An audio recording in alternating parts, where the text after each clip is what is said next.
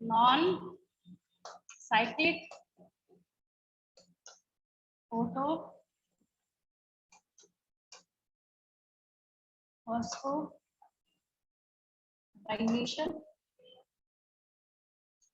और Z scheme, ये हो गया। ठीक है, देखिए ध्यान दीजिए, यहाँ पे जब इस एरो को हम देख रहे हैं ये चला, समझिएगा बात को जो मैं समझा रही हूँ। मैं जानबूझ के रेडी कलर यूज कर रही हूँ ताकि ये ज्यादा गंदा नहीं हो। ये लाइट हार्वेस्टिंग कॉम्प्लेक्स से इधर ऊपर गया गया गया गया गया गया गया गया यहाँ गया, तो क्या ये ऊपर से सीढ़ी की तरह वापस चल रहा है? फिर ऊपर नीचे आ रहा है, इधर आ रहा है। हाँ, तो इसकी वजह से this movement of electrons is downhill. कैसा है ये? डाउनहिल है, नॉट अपहिल। कैसा है ये? डाउनहिल है in terms of an oxidation reduction और redox potential scale. The electrons are not used up. चाहे इलेक्ट्रॉन हो यहाँ पे, चाहे केमिस्ट्री में कोई कैटलिस्ट हो, चाहे बायो में कोई एंजाइम हो, चाहे कोई हार्मोन। ठीक है, आप जब कभी कहीं पे पढ़ाई कर रहे होंगे तो एक स्टेटमेंट और एक बात लिखी होती है वहां पे कि इनका इस्तेमाल नहीं किया जाता है। जैसे आप एक मोमबत्ती लेते हैं, कैंडल लेते हैं, दिवाली के टाइम में आपको 10 जलाना है तो 10 तीली थोड़ी खर्च कीजिएगा, एक जलाया आपने बारी बारी से सबको जला दिया। इलेक्ट्रॉन का वही काम है, ये जहां जहां चलता गया वहां वहां काम करता जा रहा है। वहां वहां क्या कर रहा है? ये काम करता जा रहा है, बट खुद खर्च नहीं हो रहा। आप बोलेंगे हमें अभी समझ नहीं आया। 10 रुपए लिया आपने, स्टेशनरी शॉप वाले के पास गए, आपने बोला मुझे एक पेन दे दो, उसने पेन दिया आपको। आपने क्या किया? उस 10 रुपए का पेन लिया। 10 रुपया खत्म हो गया क्या? गायब तो हो गया क्या? कहीं पे वैनिश हुआ? नहीं, उसके पास है वो 10 रुपए को इलेक्ट्रॉन समझिए। क्या समझिए? इलेक्ट्रॉन समझिए। वो गया एक, मान लीजिए कि शॉप वाले के पास गया, बोला भाई मुझे एक समोसा दे दो। उसने उसी 10 का नोट वही है, 10 का नोट चेंज नहीं हुआ। बात समझिएगा यहाँ पे। बच्चे में मेरे से बार बार क्वेश्चन पूछते हैं, मैडम इतना तो इलेक्ट्रॉन ने काम करा लिया, आप बोल रहे हैं खर्च ही नहीं हो रहा। तो उसको इस एग्जांपल से समझिए, 10 का नोट वही है, ऐसा नहीं है कि नया प्रिंट करवा के लेने गया वो मार्केट में, वही 10 रुपीज नोट है। मान लीजिए आपने नाम का साइन कर दिया था उसके ऊपर, देखने के लिए किधर किधर जाता है। ठीक है, तो फिर क्या हुआ कि उसने समोसे वाले को दिया। अब वो मान लीजिए किसी और को उसने, तो वो पूरे मंथ तक वो घूमता रहा, उस 10 रुपए से किस किस ने कौन कौन सा काम निकाला, राइट? 10 रुपए तो वैसे ही है ना। ठीक वहां पे इलेक्ट्रॉन की हालत होती है, तो साफ साफ लिखा है the electrons are not used up. ऐसा नहीं कि कोई आपको सामान देने के लिए पहले 10 रुपए खाएगा फिर वो सामान देगा आपको यूटिलाइज करके, नहीं ऐसा नहीं होता। ठीक है, तो लिख रहा है the electrons are not used up. पूछा जाता है नीट के एग्जाम में, क्या होता है इलेक्ट्रॉन का जेड स्कीम में? यूज कर लिया जाता है, नहीं यूज होता है, खर्च हो जाता है, यूटिलाइज हो जाता है, इलेक्ट्रॉन ऐड होके कुछ और बना देता है, यूज ही नहीं होता इसका। काम कराएगा, बात समझिए, काम कराएगा, इसका खुद इस्तेमाल नहीं किया जाएगा, इसका खुद कोई इस्तेमाल नहीं किया जाएगा। ठीक है, as they pass through the electron transport chain, कहाँ पास हुआ? इधर देखिए, बीच में किधर गया था ये? as they pass through the electron transport chain but are passed on to the pigments of photosystem 1। पहले PS2 में था, फिर इलेक्ट्रॉन ट्रांसपोर्ट सिस्टम के पास गया, इधर धक्का मारा गया, डाउन हिल। ठीक है, फिर यहाँ पे लाइट हार्वेस्टिंग कॉम्प्लेक्स ने लिया, फिर फोटो सिस्टम 1 के अंदर गया, तो बेचारे को फुटबॉल की तरह इधर उधर फेंका जा रहा है, बट यूज नहीं हो रहा है कहीं पे। Simultaneously, electrons in the reaction center of PS1 are also excited when they receive red light of wavelength 700 nanometre. कोई बच्चा अगर ऐसा हो जो पिछली क्लास में एब्सेंट था तो ये देखिए, ये साफ साफ यहाँ पे बोल रहा है कि red light of wavelength 700 nanometre because the red colour of the visible light possess the highest wavelength that is 700 nanometre. बात समझ आ रही है? आप क्वेश्चन पूछते हैं मैडम लाल कलर ही क्यों लिखा, रेड कलर ही क्यों लिखा, तो उसका रीजन यहाँ पे है। उसका रीजन क्या है? यहाँ पे अवेलेबल है आपके सामने। ठीक है, तो वही चीज यहाँ बोल रहा है कि इसको क्या किया जाता है, red light of wavelength 700 nanometre जैसी मिलता है and transfer to another acceptor molecule that has a greater redox potential. These electrons then are move downhill again, इधर नीचे भेजा गया, this time to molecule of energy reach NADP+। इसको बोल रहा है, इसको बोल रहा है, इसको बोल रहा है। The addition of these electrons reduces NADP plus to NADPH plus H plus. इस इलेक्ट्रॉन से एरो इधर गया है, इस इलेक्ट्रॉन से क्या हुआ है, तो ये इलेक्ट्रॉन जो है यहाँ पे किस फसाद की जड़ है कि ये क्या करता है, NADP प्लस को NADPH में कन्वर्ट कराने का काम करता है. Which factor is responsible for conversion of NADP plus into NADPH during Z scheme of photophosphorylation? Electrons लिखना है आपको, आंसर क्या लिखना है, इलेक्ट्रॉन्स लिखना है. ठीक है, आगे देखिए, तो एक क्वेश्चन में लिख देती हूँ, इसके लिए ये याद रखना है आपको कि ये कराने का काम कौन करता है, इलेक्ट्रॉन करता है. कौन करता है, Which factor is responsible for reduction of NADP plus, ऐसे भी लिखा जाता है. ठीक है, इसको ऐसे भी हम लोग लिख सकते हैं. इधर देखिए, बहुत ही उम्दा उम्दा क्वेश्चंस बनते हैं इस चैप्टर से. सेकंड क्वेश्चन लिखिए, Which factor is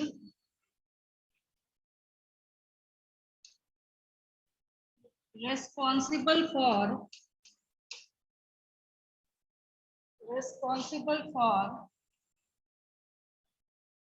reduction of, answer क्या होगा इसका,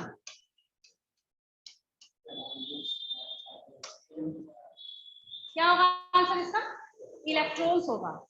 ऑप्शन में आपको लिखा जाएगा electrons, electrons and protons, protons, all of the above. तो क्या हो जाएगा, इलेक्ट्रॉन्स जो है वो रिस्पॉन्सिबल होते हैं इसको ट्रांसफॉर्म कराने के लिए. हाँ लिखिए,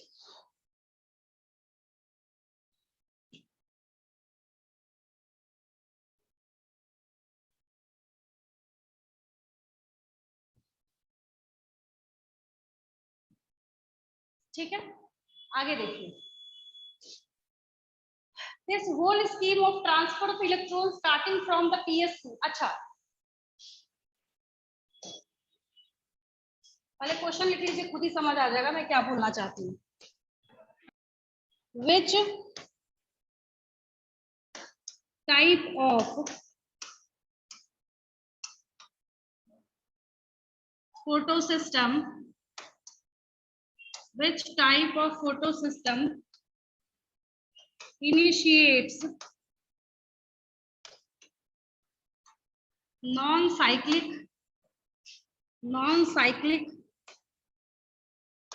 photophosphorylation. अब क्या होगा आंसर, फोटोफॉस्फोराइलेशन. अब क्या होगा आंसर, PS2. देखिए, ये देखिए कहाँ से स्टार्ट हो रहा है, तो पहले ये व्हाइट की क्रेज से चलिएगा, पहले ये हो रहा है और फिर ये हो रहा है. कोई दिक्कत, तो पहले क्वेश्चन लिख दिया तो आपके दिमाग में ये बात बैठ जाएगी कि बोल रहा है स्टार्टिंग फ्रॉम द PS2. क्या गलत लिख दिया इसने, आपको दिख रहा है किधर से स्टार्ट हो रहा है, PS2 से स्टार्ट हो रहा है. कहां से हो रहा है, PS2 से. Uphill to the acceptor, uphill to the acceptor. Acceptor जो है यहाँ पे ये किधर जा रहा है, तो ये अपहिल, सबसे पहले तो ये किधर गया है, अपहिल की तरफ ऐसे चला है, गया गया गया गया गया गया गया. ठीक है, बाद में डाउन हिल हो जाता है. Down the electron transport chain to PS1, excitation of electrons transfer to another acceptor and finally downhill to NADP plus reducing it to NAD. फिर से लिख रहा है यही, फिर से यही बात लिख रहा है ये, इसको रिड्यूस कर दिया NADPH और प्लस H प्लस में, is called Z scheme due to its characteristic shape. इस कैसा दिखता है बेचारा, Z जैसा दिखता है. This shape is formed when all the carriers are placed in a sequence on a redox potential scale. जब इसको बिठाया जाता है, बिठा के जब इसकी पढ़ाई करी गई, इसको स्टडी किया गया, तो पता चला कि कैसा दिखता है. ये Z स्कीम को रिप्रेजेंट करता है. किसको रिप्रेजेंट करता है, Z स्कीम को रिप्रेजेंट करता है. अब एक रफ वर्क सिखाती हूँ मैं आपको, ये है ऐसा, तो ये पहले ही ऑलरेडी बहुत गंदा हो चुका है, बट कोशिश करती हूँ मैं आपको समझाने की. यही गायब हो गया, अच्छा दूसरा लगा दूंगी मैं आपको. देखिए एक चीज देखिए, मुझे क्या समझाना है आपको. मान लीजिए कि आप मेरे से क्वेश्चन पूछिए, क्या कि मैडम ये ना हमें बनाने में कुछ टफ सा लग रहा है, तो ऐसा कुछ नहीं है, मैं एक ट्रिक बताती हूँ आपको, बहुत आसान है, बहुत इजी है ये क्या है, बहुत इजी है। अभी मैंने आपको जेड स्कीम सिखाया, क्या सिखाया मैंने आपको, जेड स्कीम सिखाया। आपको क्या करना है, बिना सनलाइट कर सकते हैं क्या करा रहे हैं, फोटो फॉस्फोराइलेशन करा रहे हैं, क्या करा रहे हैं, फोटो फॉस्फोराइलेशन करा रहे हैं, ठीक है। पहले आपको क्या करना है, सबसे पहले थोड़ा सा नीचे आपको एक यहाँ पे लाइट हार्वेस्टिंग कॉम्प्लेक्स बनाना है, फिर आपको यहाँ पे एक लाइट हार्वेस्टिंग कॉम्प्लेक्स बनाना है, राइट, कोई दिक्कत नहीं, ठीक है। फिर क्या करना है, इस सोलर रेडिएशन का एक एरो, ऐसे तो बहुत सारा जाता है, एक कहानी कहने की बात है, रिप्रेजेंटेशन की बात है, एक को इधर लेके जाना है, एक को इधर लेके जाना है, किधर लेके जाना है, इधर लेके जाना है, ठीक है। फिर क्या करना है आपको, यहाँ पे इसको ऊपर की तरफ लेके गए, किधर लेके गए, ऊपर लेके गए।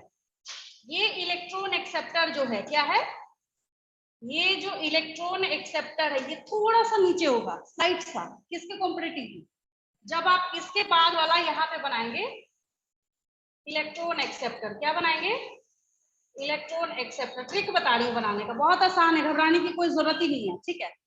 अब जो एरो चला, तो इधर जो आप एरो को लेके गए, up hill, down hill, up hill, Z लिख दीजिए ना चुपचाप, क्लियर है, कोई दिक्कत नहीं किसी को। इस साइड क्या बनाना है आपको, PS2, इस साइड क्या बनाना है आपको, PS1, ठीक है। बीच में क्या चिपकाना है आपको, यहाँ पे what is this, electron transport system और इलेक्ट्रॉन ट्रांसपोर्ट चेन लिख लीजिए, कोई दिक्कत, क्या करना है यहाँ पे आपको, इलेक्ट्रॉन ट्रांसपोर्ट और इलेक्ट्रॉन ट्रांसपोर्ट चेन बना लीजिए। क्या करना है यहाँ पे, इसके बाद क्या होगा, एडिनोसिन डाइफॉस्फेट के साथ एक इनऑर्गेनिक फॉस्फेट जोड़िएगा तो एडिनोसिन ट्राइफॉस्फेट बनेगा, क्या बनेगा, एडिनोसिन ट्राइफॉस्फेट बनेगा, ठीक है। फिर क्या हुआ, इलेक्ट्रॉन एक्सेप्टर के बाद यहाँ पे एक इलेक्ट्रॉन जंप करता हुआ, ये रिस्पॉन्सिबल होता है किस चीज के लिए, ये NADP+ को कन्वर्ट करता है NADPH में, कोई दिक्कत किसी को, और यहाँ पे आप LHC और LHC बिठा दीजिए, और यहाँ पे किधर से लेके आए इलेक्ट्रॉन, तो यहाँ पे स्प्लिटिंग ऑफ वाटर का, स्प्लिटिंग ऑफ वाटर का क्या करना है, रिएक्शन लिख देना। अब आसान लग रहा है, इजी लग रहा है, अब हुआ आसान। पहले बोल रहे होंगे पता नहीं ये तो बनाया हुआ है मैडम ने, इसी में कुछ बता दिया है ना, तो मैंने आपको बता दिया कि कैसे बनेगा, ये एग्जाम में बहुत इजी है, कुछ नहीं है। पहले PS2 बनाना है, फिर PS1 बनाना, बीच में इसको दिमाग में प्रिंट करके रखना है, इन सबसे क्वेश्चन पूछा जाएगा, भाई इलेक्ट्रॉन ट्रांसपोर्ट क्यों हुआ, ATP बनने के लिए, ये कराने का फैक्टर कौन था, इलेक्ट्रॉन था। इलेक्ट्रॉन कहाँ से लेके आया, ये किधर से उधार लेके आया, स्प्लिटिंग ऑफ वाटर से। Why splitting of water is necessary before the starting of the Z scheme? Because splitting of water is responsible for giving rise to electrons. ठीक है, एक क्वेश्चन में लिख देती हूँ, क्वेश्चन समझ आया हिंदी में अगर मैं बोलूं, Z स्कीम के इनिशिएशन के पहले स्प्लिटिंग ऑफ वाटर क्यों जरूरी है, ठीक है, क्वेश्चन में लिख देती हूँ।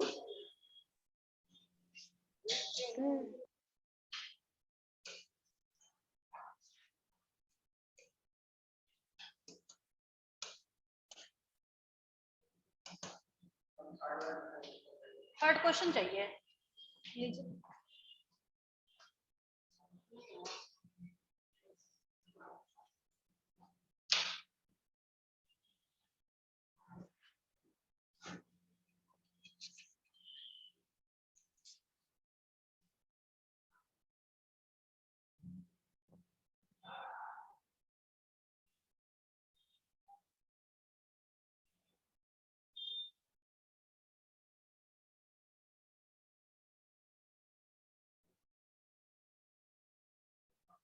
हो गया,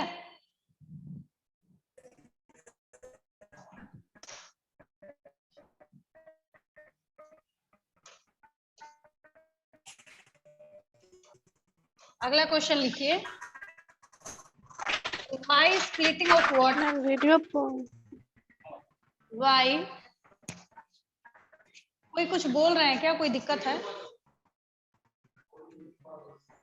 अच्छा वीडियो पॉज हो गया, नेटवर्क एरर होगा कुछ।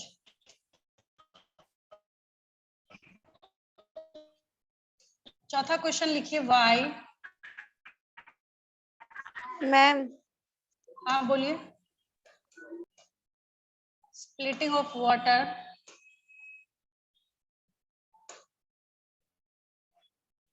is required before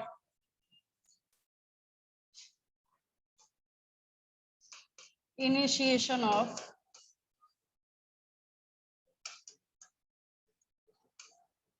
non-cyclic photophosphorylation.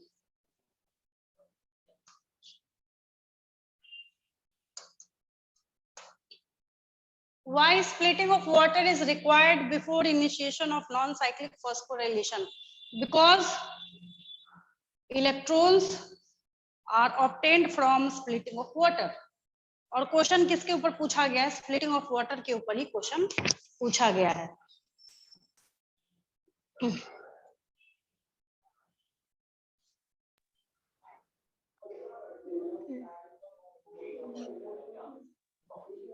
Ma'am ठीक है, हाँ बोलिए। मैम बैक कीजिए ना, ले लीजिए। जो डायग्राम बनाई थी।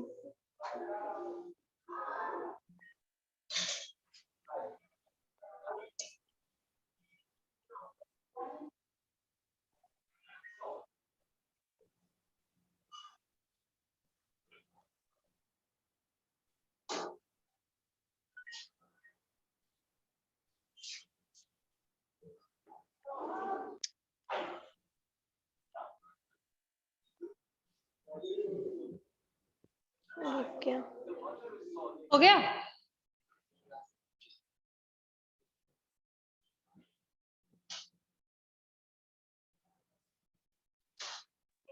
कुछ दिख नहीं रहा है मैम।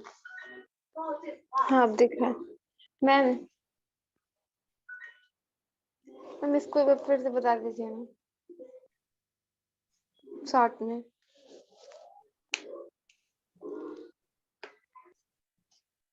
आगे कर दूं इसको मैं? हो गया सबका? ये तो रफ पेज था इसे समझाने के लिए।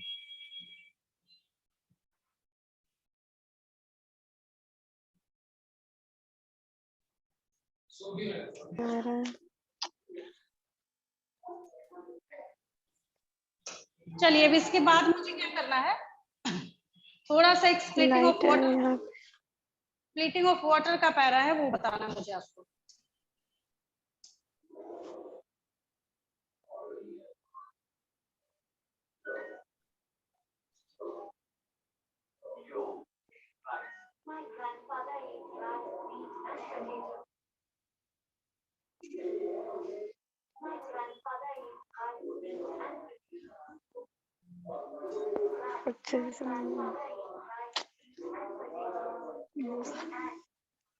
उधर से म्यूट कीजिए जिसका भी ऑडियो ऑन है।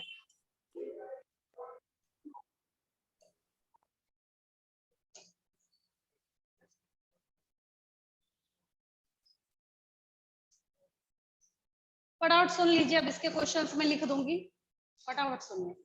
थैलाकोइड दिख रहा है यहाँ पे, क्या दिख रहा है? थैलाकोइड दिख रहा है, इधर देखिए। अब जो पैरा देखने वाले हैं that is splitting of water leads to give rise of electrons for initiation of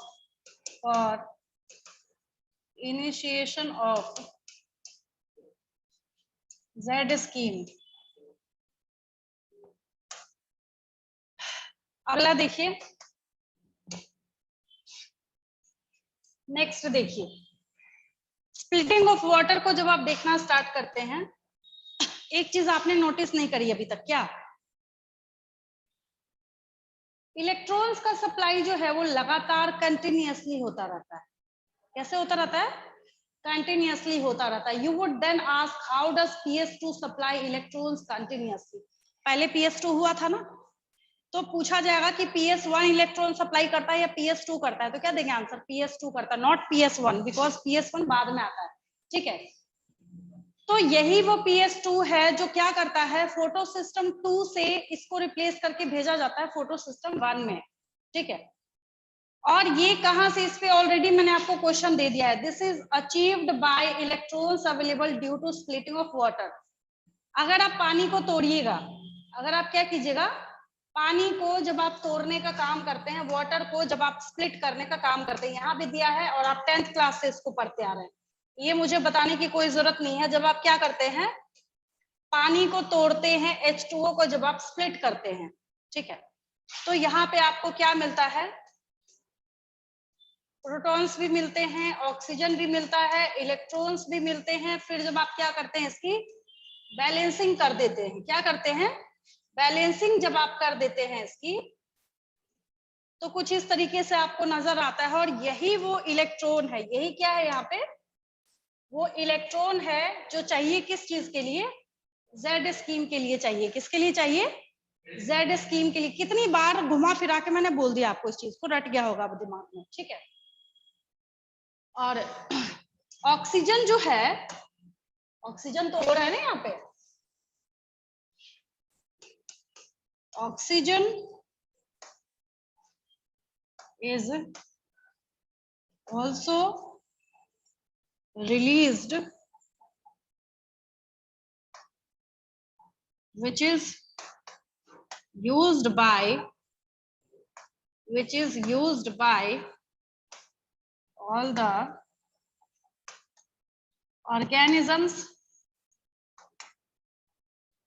of all the trophic levels। कोई भी हो, डायरेक्टली इनडायरेक्टली क्या कर रहा है, वो ऑक्सीजन का यूज कर रहा है। कुछ अगर एनारोबिक को हटा दे, उसकी बात हम नहीं कर रहे हैं। ठीक है, फोटोसिंथेसिस का हम लोगों के लिए नेट प्रोडक्ट क्या है, हम लोग को क्या चाहिए भाई, ऑक्सीजन चाहिए। ठीक है, the electrons needed to replace those removed from photosystem 1 are provided by photosystem 2। ये मैंने आपको अभी भी बता दिया। We need to emphasise here that the water splitting complex is associated with the PS2, which itself is physically located on the inner side of the membrane of the thylakoid। Splitting of water कहाँ होता है, question क्या है, फटाफट सुनिए इधर। मैंने आपको क्लोरोप्लास्ट का डायग्राम सिखाया था, यस और नो? सिखाया था। मैंने आपको बोला कि ढेर सारा थैलाकोइड को जब आप जोड़िएगा तो ग्रेनम बनेगा, यस और नो? इसमें से अगर मैं एक थैलाकोइड को बाहर कर दूं, राइट, तो इसके इनर साइड में यहीं पे स्प्लिटिंग ऑफ वाटर होता है, not on the membrane, not on the outer side, not in the lumen, not in the stroma, inner side of the thylakoid membrane। what is the site of splitting of water, what is the site of splitting of water? इधर देखिए कहाँ होता है ये, inner side of the membrane of the thylakoid। ठीक है, अगला question लिख लीजिए।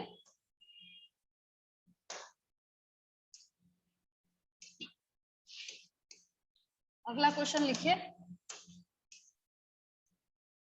mention the site of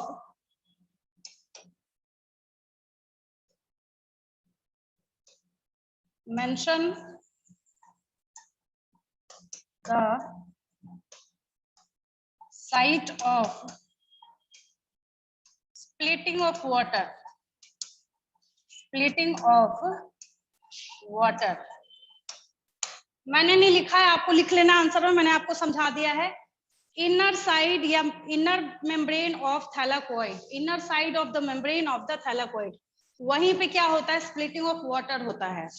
ये बहुत मार्केबल और बहुत इंपॉर्टेंट क्वेश्चन है, जो ये बता रहा है कि inner side of the membrane of the thylakoid, then where are the protons and oxygen formed likely to be released, in the lumen और on the outer side of the membrane. किधर इशारा कर रहा है ये, केमियोस्मोटिक हाइपोथेसिस की तरफ। किधर इशारा कर रहा है, आगे जाके मैं आपको सिखाने वाली हूँ केमियोस्मोटिक हाइपोथेसिस। ठीक है, उधर की तरफ ये इशारा कर रहा है। आसान लग रहा है चैप्टर यहाँ तक, इजी है, समझ आ रहा है? ठीक है, वो सारे जो मैं बीच बीच में आपको बताती जा रही हूँ एग्जैक्टली वैसे ही क्वेश्चंस पूछे जाते हैं, कुछ नया नहीं पूछा जाता है आपसे। ठीक है, आगे देखिए।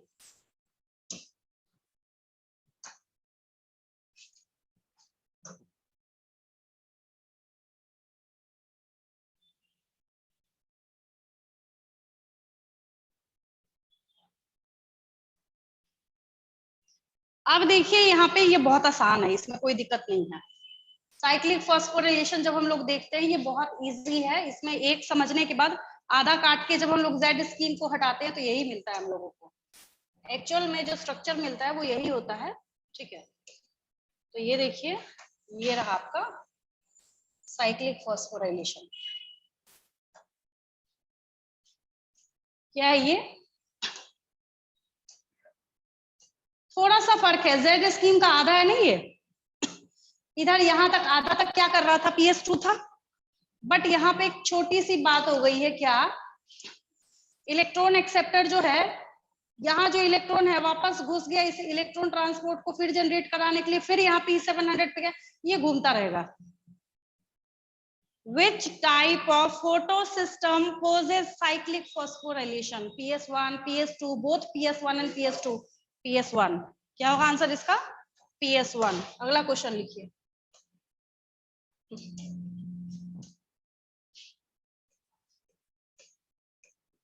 Which type of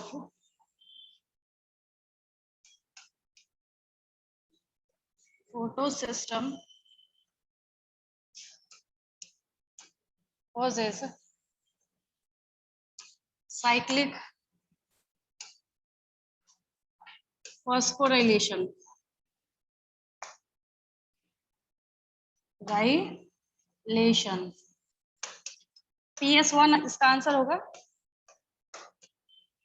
mention the, ये पिछली क्लास में भी किया था आपने। Mention the wavelength non cyclic second होता है। Mention the wavelength of working of, wavelength कर दीजिए, यहाँ पे दोनों का पूछ लेती हूँ। वर्किंग ऑफ PS1 ये 700 पे काम करेगा, एंड हाँ वेरी गुड, और ये 680 पे काम करेगा, एंड PS2। ठीक है,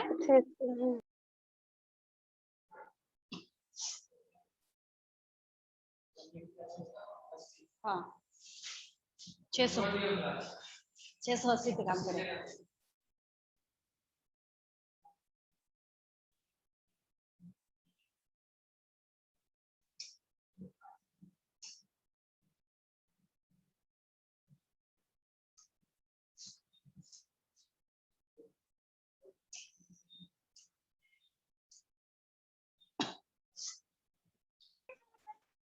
आपने पढ़ा था सेल वाली चैप्टर में कि माइटोकॉन्ड्रिया और क्लोरोप्लास्ट को सेल का ऑटोनोमस स्ट्रक्चर बोलते हैं, बिकॉज इनके पास ये कुवत, कैपेबिलिटी और क्षमता होती है कि ये एटीपी खुद से बना सकते हैं, राइट। ठीक है, is named phosphorylation. Photophosphorylation is the synthesis of ATP from ADP, यही तो बताया मैंने उस टाइम। क्या होता है? हाँ तो लिखा तो है यहाँ। ठीक है, माइटोकॉन्ड्रिया और क्लोरोप्लास्ट। ठीक है, तो ये जो ये बोल रहा है, तो यही मैं उस टाइम आपको समझा रही थी कि एडिनोसिन डाइफॉस्फेट और इनऑर्गेनिक फॉस्फेट का यूज करके एटीपी बनाने के प्रोसेस को हम लोग फॉस्फोराइलेशन बोलते हैं। सही है, दोनों को जब आप जोड़ रहे हैं तो आपसे जो बन रहा है that is process is known as phosphorylation. मैं आपको दे दूंगी what do you understand by the term phosphorylation. Phosphorylation ATP का बनना, फोटोफॉस्फोराइलेशन लाइट के प्रेजेंस में एटीपी का बनना। ठीक है, तो ये फोटोफॉस्फोर ये मैंने आपको ऑलरेडी समझा रखा है। जो आप इसके पहले जेड स्कीम बना रहे थे, इधर गया था PS2 था यहाँ पे, ये आधा वाला हिस्सा, तो इसको हम यहाँ से गायब कर देते हैं। इसको हम क्या करते हैं, इधर से हटा देते हैं, गायब कर देते हैं। ठीक है, When the two photo systems work in a series, first PS2 and then PS1, इसमें तो PhD कर रखी है, आपकी मास्टर ही हो गई है। कोई आपसे सोते में भी पूछेगा कि पहले PS2 होता है या PS1 होता है, तो आप आंसर देंगे पहले PS2 होता है, ठीक है। तो PS2 पहले हो रहा था, फिर PS1 हो रहा था। सारे क्वेश्चंस भी आपने इसके कर रखे हैं, और इसको हम लोग नॉन साइक्लिक बोलते हैं। लेकिन कहानी में ट्विस्ट कहाँ है, तब है जेड स्कीन को जब हम देख रहे थे, दोनों का ड्रामा चल रहा था, एटीपी का भी चल रहा था, NADH प्लस H प्लस का भी चल रहा था। कहाँ हो रहा था, कैसे हो रहा था, अभी तक दिमाग में आपके प्रिंट हो गया होगा, ठीक है। और लेकिन जब हम लोग क्या करते हैं, ओनली PS1 को देखना स्टार्ट करते, इलेक्ट्रॉन्स आर सर्कुलेटेड। सर्कुलेटेड का मतलब ये चला और ये गोल गोल चक्कर मारता जा रहा है, मारता जा रहा है, मारता जा रहा है, मारता जा रहा है, मारता जा रहा है। What is this? Cyclic phosphorylation. क्या हो गया ये? साइक्लिक फॉस्फोरिलेशन हो गया, ठीक है। Due to cyclic flow of electrons. और ये चक्कर चलाने का काम कौन कर रहा है? इलेक्ट्रॉन कर रहा है। कौन कर रहा है? इलेक्ट्रॉन कर रहा है यहाँ पे। A possible location where this could be happening in the stroma lamella। ये बहुत चौंकाने वाली बात है। बच्चा कभी भी, मैं आपको बोलूं 1% भी नहीं हो सकता है कि अगर 20 लाख बच्चे जितने नीट का एग्जाम देते, हो सकता है उसमें से 5 बच्चा इसका आंसर सही करे। PS1 का लोकेशन बच्चा इसलिए नहीं लिखता स्ट्रोमा लेमेली, मैं रीजन बताती हूँ। ये देखिए, मैंने आपको बोला कि एक रफ पेज लेते हैं। मैंने आपको बोला कि ये क्या है? क्लोरोप्लास्ट है, थैलाकोइड है, ग्रेनम है, ग्रेनम है, राइट। और इनको जो जोड़ने का काम करता है वो स्ट्रोमा लेमेली है। तो बच्चा स्ट्रोमा सोच सकता है, आउटर मेम्ब्रेन सोच सकता है, इनर मेम्ब्रेन सोच सकता है, स्ट्रोमा भी सोच सकता है, स्ट्रोमा लेमेली नहीं सोचता बच्चा। बच्चे को ये बात समझ नहीं आती कि the site of cyclic phosphorylation that is PS1 is the stroma lamella. अगर एक है तो स्ट्रोमा लेमेली, अगर प्लूरल है तो, ठीक है। मैं यहाँ पे क्वेश्चन लिख देती हूँ। अगला नेक्स्ट आपकी क्लास भी है, 8वां क्वेश्चन लिखिए, है ना बढ़िया क्वेश्चन ये। Mention the site of, next question लिखिए,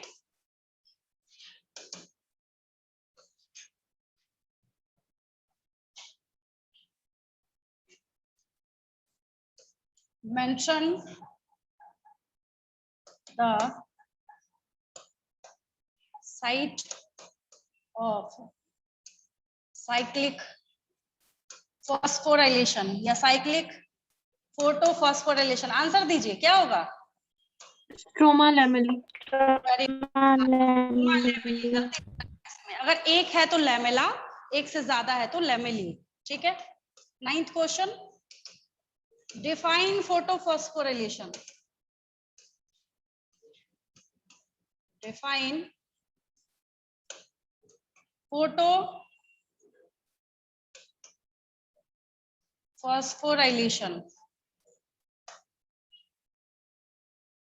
और एक लिखना है आखिरी क्वेश्चन। पिछली क्लास में मैंने 1 ही 2 बताया था, मैंने पहले ही बोला 5 मार्क्स के लिए आप नेक्स्ट क्लास में कीजिएगा। That is differentiate between cyclic, between cyclic and non cyclic phosphorylation, ठीक है। किसी कोई डाउट है पूछ लीजिए, लीव करूंगी मैं। साइक्लिक में मैम देखिए साइक्लिक ऐसे लिखते हैं, डिफरेंस ऐसे लिखते हैं, इधर सिखा रही हूँ मैं। देखिए नॉन साइक्लिक फॉस्फोराइलेशन में NADP प्लस रिड्यूस हुआ था NADPH में, राइट। यहाँ नहीं हुआ, यहाँ नहीं हुआ। नॉन साइक्लिक फॉस्फोराइलेशन एक मिनट मैम फिर से रिपीट कीजिए। नहीं करता है, ठीक है। मैंने बोला नॉन साइक्लिक फॉस्फोराइलेशन में आपने देखा था NADP प्लस जो है वो NADPH में कन्वर्ट होता है, ठीक है। यहाँ ऐसा कुछ नहीं होता है। यहाँ पे वहां PS2 और PS1 दोनों इन्वॉल्व होते हैं, यहाँ पे सिर्फ PS1 इन्वॉल्व होता है। उसके लिए 2 तरह का वेवलेंथ चाहिए, एक 700 चाहिए, एक 680 चाहिए, ठीक है। यहाँ सिर्फ 700 नैनोमीटर का वेवलेंथ चाहिए। कॉमन सेंस से देख के लिखे जा रहे हैं। हाँ बस पहला तो यही डिफरेंस आता है कि वो जेड स्कीम शो करता है, इसलिए नॉन साइक्लिक है। ये क्या करता है, इलेक्ट्रॉन से यहाँ चक्कर बना के घूमते रहते हैं, इसलिए ये साइक्लिक है, ठीक है। NADP प्लस वाला आपको जरूर से लिख देना है, वो यहाँ पे नहीं होता है। इसके केस में साइक्लिक फॉस्फोरिलेशन नॉन साइक्लिक में नहीं होता है। क्या बोल रही मैं इतने देर से? मैं इतने देर से यही तो बोल रही हूँ, 3 बार मैं चिल्ला चुकी तब से, पूरी क्लास में यही तो बोल रही हूँ मैं तब से। अभी मैं बस डिफरेंशिएट कर रही हूँ इसको कि यहाँ कहीं पे ऐसा है क्या लिखा हुआ? नहीं ना, ऐसा कहीं तो इसका कोई रोल साइक्लिक फॉस्फोरिलेशन में नहीं होता है। It works on only 700 nanometre while the Z scheme works on both 700 and 680 nanometer. Only PS1 is involved in the cyclic phosphorylation when both PS1 and PS2 are involved in Z scheme or non-cyclic phosphorylation. Splitting of water is required in Z scheme or non-cyclic phosphorylation while there is no any requirement of splitting of water. ठीक है, अब सही है? ठीक है, और कोई doubt किसी